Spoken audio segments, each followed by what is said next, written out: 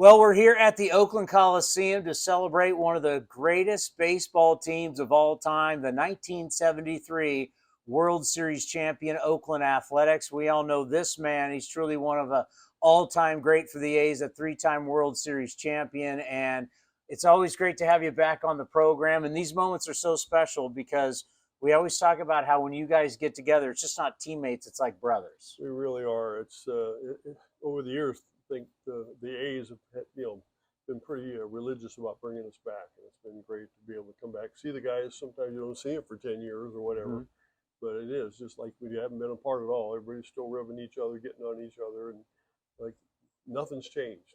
We were in the elevator and Blue Moon, we were in the wrong suites, and Blue Moon said, we're up there looking for a pitch that Raleigh gave up. We're all in the elevator together. So even to this day, these guys are razzing each other. Yep. So we talked to you last year about 1972.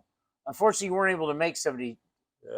One of American Airlines canceled. Yeah, but last minute. We still did the interview, and we talked about that was your first. What was it now like your second taking on the Mets and now going back to back? It was the first time is, you were so enthralled with winning a world championship and everything, and you're just so happy to have it happen. And then you get into that next year, and you almost want to reprove that it wasn't by accident. Yeah. It was. We do have a good team. We're capable of winning it again. I think a lot of us got off to a little bit of a slow start in '73, especially hitters, and we were very blessed first year of the designated hitter, and we had Darren Johnson join us. Yeah. And he literally carried us. He was a great DH, and I think probably got into late May, early June before all of us started hitting like we should. And but it was, every series is tough. You're battling. I think we went five games with Baltimore in the playoffs, and then of course all 7 games here with the Mets. And they were all close games. Fortunately, we had great pitching. That was a big deal. We had so many great, good pitchers, great bullpen. Had 5 guys down there. All were #1 relievers with different teams before they joined us. And so still, great pitching is going to stop hitting every time. I don't know if you guys really knew how great you were and what you were doing. And we now know in baseball how hard it is just to get back to the World Series, let alone win 3 straight. So the fact that here you were in the World Series 2 straight years in a row, that's something we hardly ever see in our game. Yeah, like I said, we're blessed. If you look back during that era, we didn't really lose any of our main players. All of the everyday players, all of our pitching, everybody stayed healthy. And so that was, to me, the big key of our whole run from 1970 through '76. We really didn't lose any of our big main people during that era. So that getting into those World Series years and you get down, especially with the pitching, is so critical that we didn't lose any of those guys. And it's such a difference between your first one, you play the Cincinnati Reds loaded with stars. Your third one, you're playing the Dodgers. They're coming into their own at this point. A lot of stars. Right. This was a struggling Mets team who just got hot at the right time. They got hot. They came out of nowhere really to win the division and then win the National League title there. And they had good pitching too. They were very similar to our team. They had some really good pitchers. Matlack and Seaver and Kuzman. I'm trying to think of all the guys they had there that were really good pitching staff. So it was a battle right up the end. Fortunately, Reggie got hot right at the end and carried us when we came back because we were down 3-2 when we came home, and Reggie's just lit them up. That was great. This is the start of Mr. October. Oh yeah, no question. Yeah, he unfortunately missed 72, tearing his hamstring, scoring the winning run for us in the playoffs. So he didn't get to play in '72. He definitely made it up. He won the American League MVP plus the World Series MVP that year. So that doesn't happen very often.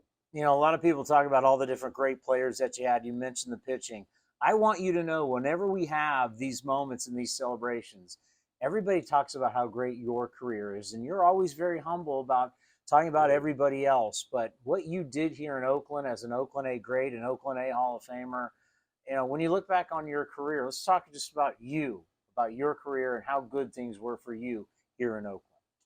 I was really blessed because, I grew up in the Valley out here by Modesto and signed with the A's, never played the outfield. I was an infield, played shortstop, which is normal for kids in that age. and played a little bit of infield at the beginning, and then they slowly started trying to get me in the outfield. And I give them credit every day. We moved here in '68, and we had a wonderful man named Joe DiMaggio. Yes, it's a great And story. oh my God! And we had Bob Kennedy was a manager, and for whatever reason they took. I got sent down at the beginning of the season because they had to move. They had to move some people, and I got called back up. I believe it was May 8th. We just started for a couple of weeks in AAA. My first game in the stadium was Catfish's perfect game. I'm playing left field. Never seen the stadium before in my life, and my knees were shaking out there, and I didn't screw it up. And but anyway, Bob Kennedy decided. He told me, he said, "Hey, every day, I don't care if you're coming off a night game with a doubleheader, you're going to take a half-hour fly balls out there." He would stand over by the third base coach's box and hit me everything from line drive stuff over my head.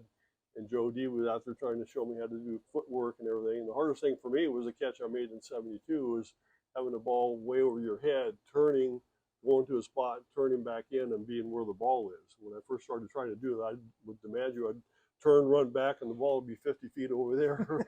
And so it was a battle. But I just, like I said, getting my doctorate and playing the outfield for one of the greatest. And he was such a nice man. He was very wary around strangers, but around the ball players, he was just one of the guys. Super, super nice man.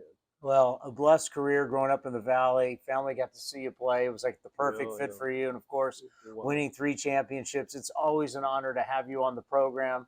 Have fun with this celebration because you guys are truly one of the specialist group that most special groups we've ever seen in baseball history. Yeah, it's good to see the guys. Unfortunately, we're losing too many. We just lost, of course, Catfish and Fosse and now Bando. It's tough to see the guys go.